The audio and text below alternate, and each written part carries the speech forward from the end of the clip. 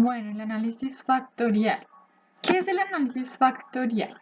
Es una técnica estadística multivariada. En general es una técnica de reducción de datos que pretende pasar de un número elevado de variables a un número más pequeño de elementos explicativos que llamamos factores. Estos factores explican de manera más sencilla la realidad, fenómeno, constructo, bueno, lo que sea que estemos estudiando. Bueno, el análisis factorial se basa en la idea pues de correlación o bueno, en la idea de que tanto varía una variable en función de otra, más o menos diciéndoles muy en borrador. Estudia la estructura de correlación de un grupo grande de variables, bueno, grande o pequeño, lo que tengamos. Los orígenes. Bueno, los orígenes se dan dentro de la psicología. Eso es muy importante tenerlo en cuenta. Digamos que más adelante se extiende a otras áreas y ya después hay trabajos como más de estadística, bueno, pero en general se usan muchas áreas, sea biología, sea química, sea física. Nace con Spearman, uno de sus estudios de la medición de la inteligencia, entonces lo que él creía es que si dos habilidades estaban correlacionadas, estaba compuesta por dos factores. Un factor que es común, que es el que explica esta correlación, y otro factor que es específico, que es el que explica la diferencia entre las dos habilidades. Digamos que para él solo había un factor que explicaba lo común. Este modelo es muy, digamos que es unifactorial. Digamos que ya con Thurston cambia un poco la idea de ese modelo unifactorial y lo que él propone es que sería más importante determinar el número de factores que podrían ser identificados y no solo uno, como proponía Spearman, ¿no? En 1936, eso es un hito muy importante, ya en la revista psicométrica se empezaron a publicar muchos artículos relacionados con la técnica del análisis factorial en cuanto al método de extracción, en cuanto a no sé cuántos ítems tiene que tener un factor, que se considera una carga factorial significativa, etc, etc, etc. Esta es la fórmula básica del análisis factorial, entonces acá lo que tenemos es un ítem, acá las cargas factoriales, los factores y el error. Entonces, tenemos un ítem, ¿no? Entonces, esta sería la carga factorial de ese ítem en este factor 1, esta sería la carga factorial de ese ítem en el factor 2, esta sería la carga factorial de ese ítem en el factor 3. Digamos que el error podríamos considerarlo como la varianza no común, la varianza específica. Y estas cargas factoriales hacen referencia a la correlación entre el ítem y el factor. Digamos que analizando esa matriz de cargas factoriales se puede identificar cómo se agrupan los ítems en cada uno de los factores resultantes, ¿sí? Como regla general, el número de factores siempre debe ser menor al número de variables que estamos analizando. Bueno, el número de factores tiene que ser menor al número de ítems que estamos analizando, ¿listo?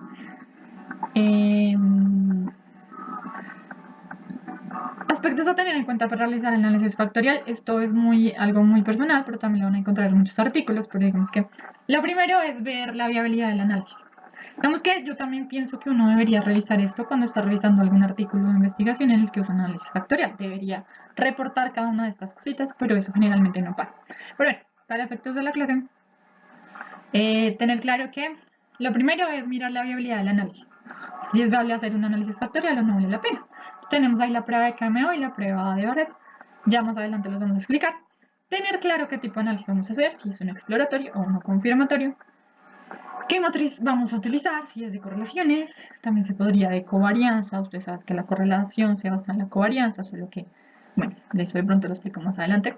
Pero en la matriz de correlaciones podemos hacer, no sé, si utilizamos correlaciones de Pearson, que es el que ustedes saben de PSS, o utilizamos otra.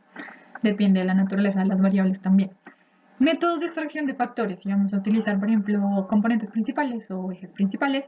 Selección del número de factores. Digamos, ¿qué criterio tenemos para seleccionar el número de factores? Que no sea solamente que el SPSS los escoja. Y rotación de factores, si es que vamos a hacer una rotación. Y luego ya, al final, pues interpretación de los factores. Condiciones de aplicabilidad al análisis factorial, tenemos el KMO. El KMO es una prueba de ecuación muestral que indica qué proporción de varianza en los ítems se considera varianza común. Lo que hace es comparar los coeficientes de correlación con los coeficientes de correlación parcial. La correlación parcial es una correlación, por ejemplo, entre dos ítems, eliminando el efecto que puedan tener los ítems restantes del análisis total. El KMO varía entre 0 y 1. Digamos que estos criterios que yo tengo acá es consenso. Pueden encontrar otros con otros autores. En general, esto es lo que yo he visto. Si es menor a 0,5 nuestro KMO, nos indica que no es viable hacer análisis factorial. Si está entre 0,5 y 0,69 hay una aceptación media para análisis factorial. Y si es mayor a 0,7, indica que es satisfactorio y se puede hacer un análisis factorial. Lo otro que podemos mirar es la prueba de esfericidad de Bartlett. Es una prueba de hipótesis basada en el chi cuadrado. Tiene como hipótesis nula que nuestra matriz de correlaciones es igual a la matriz de identidad. Una matriz de identidad es esto. Entonces solo hay correlación entre el mismo ítem, ¿sí ven? El ítem 1 con el 1, el 2 con el 2, y el resto hay ceros por encima de la diagonal y ceros por debajo de la diagonal. La determinante de esta matriz es 1, lo que uno siempre busca es que la determinante sea diferente de 1, ¿no? Porque si es en 1 indica que no hay correlación entre las variables que tenemos en la matriz.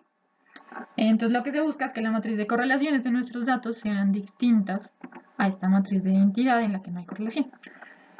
Buscamos rechazar esa hipótesis nula de que son iguales y aceptar la alternativa en la que son diferentes. Bueno, tipos de análisis factorial. Existe el análisis exploratorio y el análisis confirmatorio. En el exploratorio, bueno, se caracteriza porque no se conoce a priori el número de factores y es en esa aplicación empírica donde se determina este número. Se usa pues cuando se desconoce la estructura de factores.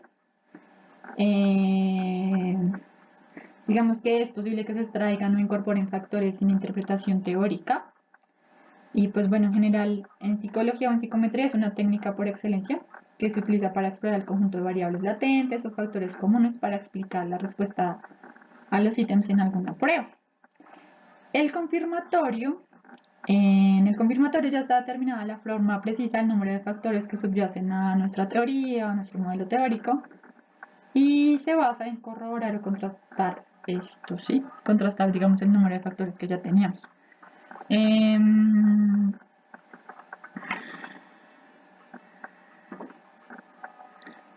Bueno, lo que ya había dicho, el análisis factorial exploratorio es la técnica usada por excelencia en psicometría y en general en psicología. Digamos que sí podrían investigar más, el confirmatorio es un poquito más restrictivo y exigente que el exploratorio. Podrían revisarlo, pero este no es tema de la clase. Pero en general tengan en cuenta que nosotros sí hacemos análisis factorial, hacemos análisis factorial exploratorio. Pues porque generalmente no tenemos tanta información de nuestros constructos o no hay información corroborada de cómo están nuestros constructos estructurados, ¿no?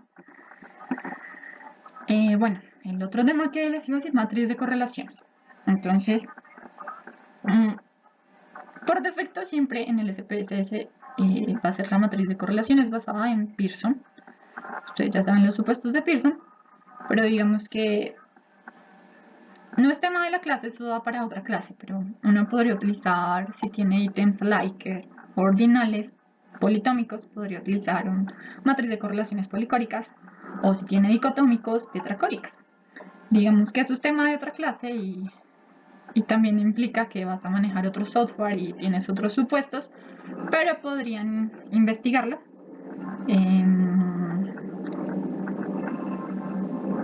Uno también podría usar la matriz de covarianza, ¿no? Las correlaciones se basan en la covarianza, solo que la correlación está estandarizada, ¿no? Y la covarianza es de menos infinito hasta infinito, ¿sí? O sea, métodos para la extracción de factores. Existen muchos, acabo de nombrar unos que son muy conocidos: componentes principales, ejes principales, máxima verosimilitud, mínimos cuadrados ordinarios, bueno, se llaman también mínimos cuadrados sin ponderar. Para efectos de la clase solo vamos a explicar un poquito la noción básica de componentes principales y ejes principales. Lo otro también sería tema de otra clase, solo para que lo tengan en cuenta que existen más de los que aparecen en los programas o en SPSS. Entonces, componentes principales.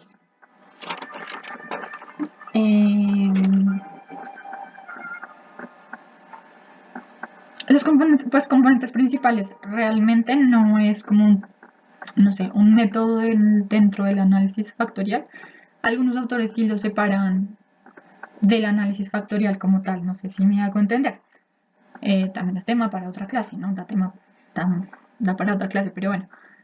La noción de análisis factorial es que uno solo tiene en cuenta la varianza común, ¿no? Separa la varianza común de la no común. ¿Se acuerdan de la noción del error que la separan de lo común, de los factores comunes? En el caso de los componentes principales, se analiza toda la varianza común y la no común. Y en nuestra matriz de correlaciones, bueno, en nuestra matriz en general se colocan unos en la diagonal. No se calculan las comunalidades, que más adelante van a entender un poquito el término. Igual yo les voy a pasar un glosario para explicarles los términos. Pero la idea general es que en componentes principales se analiza toda la varianza, sea común o no común, para sacar los factores comunes, ¿ok? En ejes principales se analiza solo la varianza común, que está acorde a la idea de análisis factorial inicial de la fórmula básica, ¿se acuerdan? Y en esta no se ponen unos en la diagonal principal, no, la comunalidad no se ponen unos, sino se recalcula hasta tener la comunalidad verdadera de alguna manera. Selecciona el número de factores que serán extraídos. Esto también da tema para una clase completa, pero lo que me gustaría mostrar acá es que existen varios, digamos, criterios para definir qué número de factores vamos a tener en cuenta o vamos a extraer en el análisis. El que aparece en el SPSS generalmente es la regla K1. Entonces extrae los factores que tengan un autovalor mayor a 1. Eso lo van a ver en el menú. Análisis paralelo no lo encuentran ahí. El gráfico de segmentación de CATEL es como un grafiquito en forma de codo. Y entonces uno selecciona los factores, digamos que situándolo en el punto de inflexión. Y el otro método de las mínimas correlaciones parciales medias, MAP, este tampoco lo encuentran ahí. Pero lo que me gustaría mostrar acá es que existen varios. Y aunque da tema para otra clase y no vamos a explicar ninguno de ellos, sí, para que lo tengan en cuenta y de pronto se interesen y busquen la lógica de cada uno, ¿sí? Bueno, ya la rotación de factores. La rotación es el nombre que se le da al proceso de cambiar de una solución factorial a otra y proviene de la representación geométrica del procedimiento en una transformación lineal. ¿Por qué uno rota? Para obtener una solución más clara, clarificar la estructura de las cargas factoriales, reagrupar los ítems en cada factor. Bueno, hay que tener en cuenta que aunque la matriz factorial, o sea, las cargas factoriales cambien y por ende la varianza explicada por cada factor cambie, las especificidades, o sea, la varianza no común, y las comunalidades, o sea, la varianza común de los ítems no se alteran, ¿ok? Bueno, acá tenemos aquí graficado el factor 2, el factor 1, estos cuadritos negritos son los ítems, siguen las agrupaciones. Cuando lo rotamos, entonces el factor 2 queda acá, el factor 1 queda acá, y vean los ítems acá.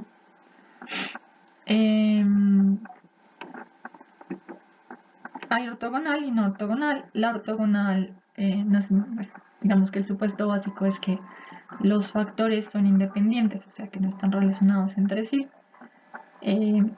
Desde hace mucho tiempo en psicología, en psicometría se usa la ortogonal. ¿Por qué? Porque siempre se ha creído que es, pues que como es una interpretación más sencilla, entonces es más viable usarla. Los dos tipos de rotación ortogonales más utilizados, porque pues, en el SPSS también los encuentran, es la Quartimax y la Varimax. Son procedimientos en donde se maximiza la varianza. Bueno, podrían llegar a más a profundidad en eso, porque eso da también para otra clase. Bueno, la lógica acá, aquí muy geométrica, pues los ejes de rotación forman un ángulo, estos de 90 grados. No sé si se recuerdan, pero el coseno del ángulo de 90 grados es 0 y pues por ende la correlación es nula. Por eso es que se dice que los factores son independientes. En la no ortogonal, los factores podrían estar relacionados o no estar relacionados. Digamos que no se fuerza esa independencia de factores. En general, los ejes de rotación forman un ángulo diferente a 90 grados, o sea que el coseno es diferente de 0 y por ende podrían estar relacionados. Siempre se ha dicho que pues, es más difícil dar una interpretación de por qué los factores están correlacionados y por eso no se usa. La más popular es Sublimin y Promax. Digamos que Digamos que en psicología uno supone que los constructos están correlacionados y que hay muchos. O sea que es muy difícil que algo esté totalmente independiente, ¿no? Por la misma naturaleza de los fenómenos que estudiamos. Yo creería que es más viable que fuera no ortogonal, o sea, oblicua, la rotación, ¿no? Por la naturaleza de los constructos que medimos. Digamos que eso es una, pues no sé, como una recomendación de hace, no sé, de hace muy pocos años que utilicemos la no ortogonal, porque en general ustedes van a ver que utilizan siempre Varimax. Pero pues no, el mejor procedimiento siempre va a ser aquel que te permita interpretar mejor los factores en relación con el constructo que estemos midiendo o el problema que se esté tratando de explicar, ¿listo? Y ya, pues básicamente esa es la clase de nociones básicas de análisis factorial. Recomendaciones generales, que el software no sea el que decía por ustedes. No sé si han visto en algunos artículos que dicen como el SPSS me sacó 2 factores. El SPSS, bla, bla, bla, bla, bla. El SPSS, pues como si el investigador no fuera el que pudiera decidir estos criterios y fuera el SPSS el que nos hace toda la investigación, ¿no? Y el que nos dice qué hacer y qué no. Les recomiendo utilizar otras herramientas además del SPSS, digamos que para efectos de la clase solo vamos a usar SPSS, pero hay otras opciones como el Factor. Todos estos que pongo ahí, menos el complemento de Excel. El complemento de Excel tiene una versión de prueba con unas limitaciones gratuitas, pero los otros dos sí son completamente software libre y lo pueden instalar en su computador. Si tienen alguna pregunta, pues pueden ir al laboratorio. Digamos que yo tengo nociones muy básicas de manejarlos para análisis factorial. Nada, pues revisar la literatura de investigaciones, siempre cuestionar los resultados, ¿no? Mirar cómo hicieron un análisis factorial, si reportan todo lo que yo les dije que deberían reportar. Y nada, pues para cosas más técnicas, siempre pues, les recomiendo mucho este artículo que es del 2014, que está un poco las recomendaciones clásicas versus las recomendaciones de ahora. También hacen como un recuento de qué tantos estudios utilizan esto, qué tantos no, qué tantos reportan tal, bueno, y los pros y los contras, digamos, de cada detallito del análisis factorial. Eh, y ya ahorita voy a hacer un ejemplo muy breve en SPSS y algo de Excel. Igual lo van a hacer en el protocolo y van a entender más y van a hacer el ejercicio más de interpretar. Pero esto es como una noción muy básica del análisis factorial. Ya les voy a mostrar. Bueno, este es el ejemplo del SPSS. Digamos que no les voy a mostrar como muy a profundidad la interpretación, eso lo van a hacer en el protocolo. Acá tenemos una matriz de datos, tenemos 144 sujetos creo y tenemos 27 ítems. Los ítems pertenecen a una escala de engagement académico y la escala es Likert de 1 a 7. Entonces para efectos del ejercicio vamos a hacerlo acá así, descriptivos. Entonces lo que le podemos dar en descriptivos es el KMO y el Bartlett para mirar si es viable hacer el análisis factorial.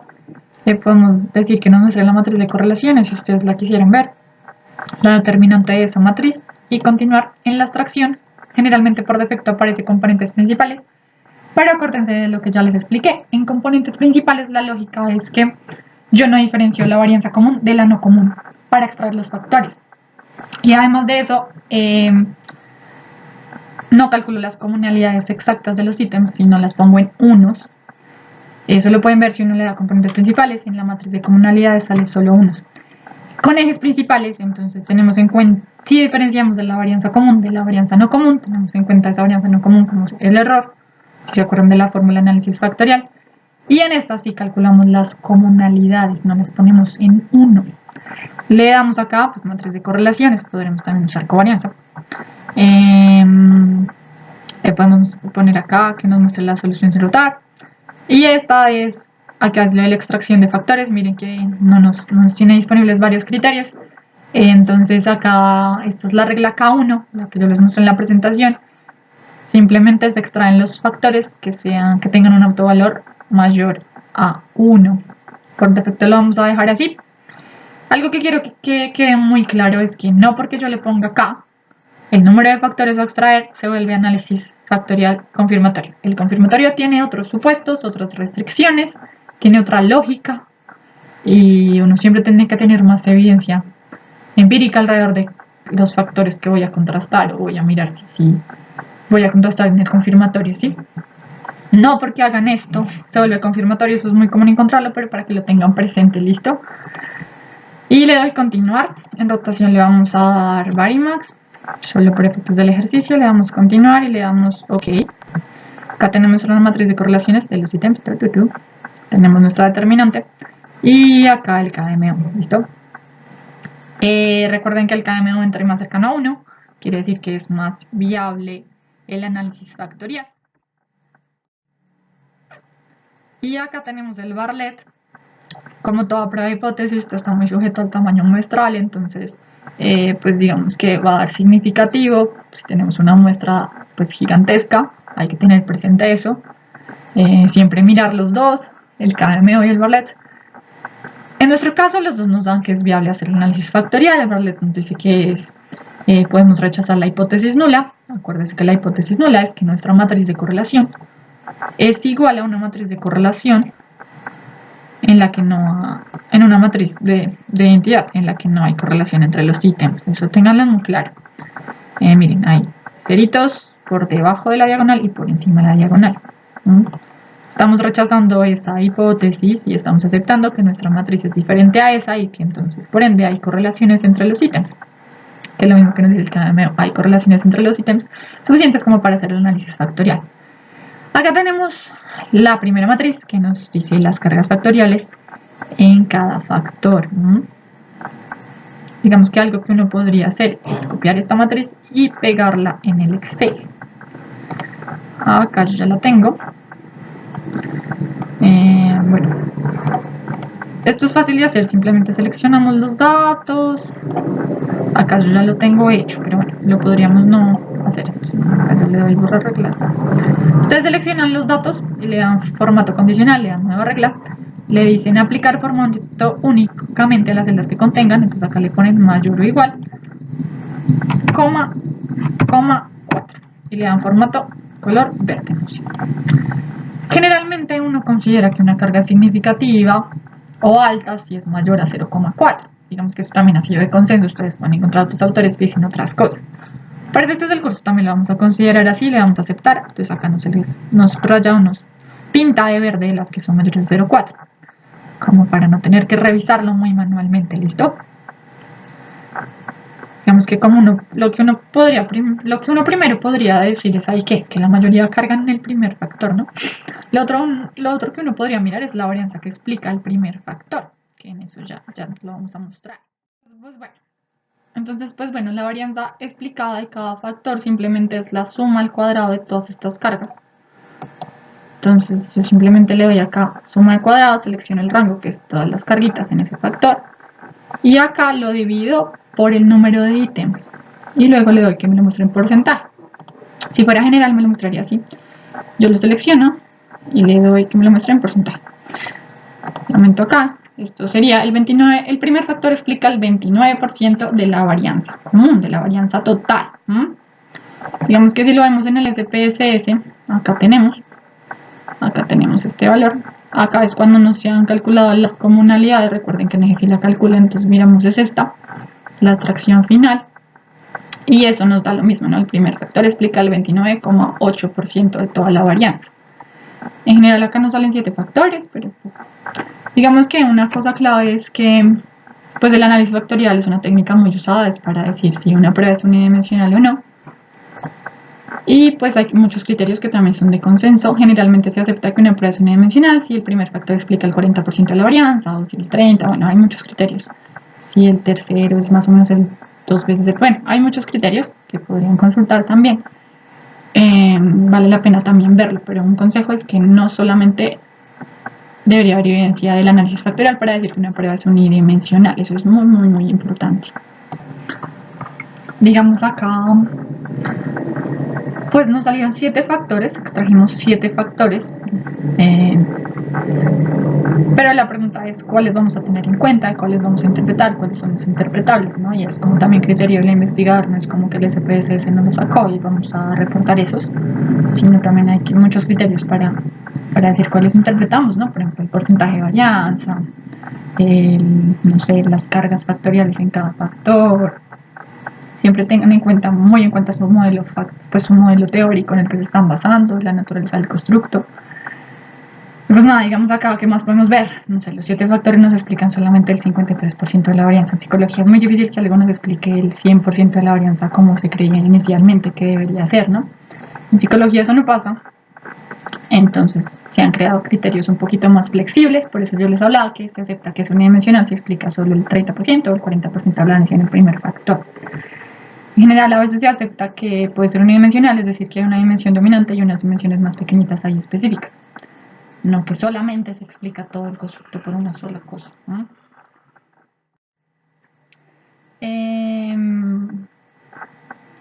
Bueno, acá tenemos nuestra matriz factorial. Acá arribita yo ya había sacado la rotada, si se acuerdan. ¿Dónde está? ¿Dónde está? Acá es matriz factorial rotada.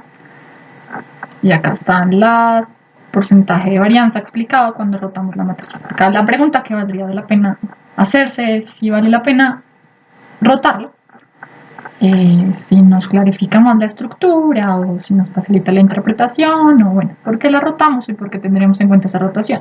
No siempre es obligatorio rotar, ¿sí? Simplemente es cuando creemos que podría ayudarnos a interpretarlo mejor la rotación, pero en este caso, mírenlo.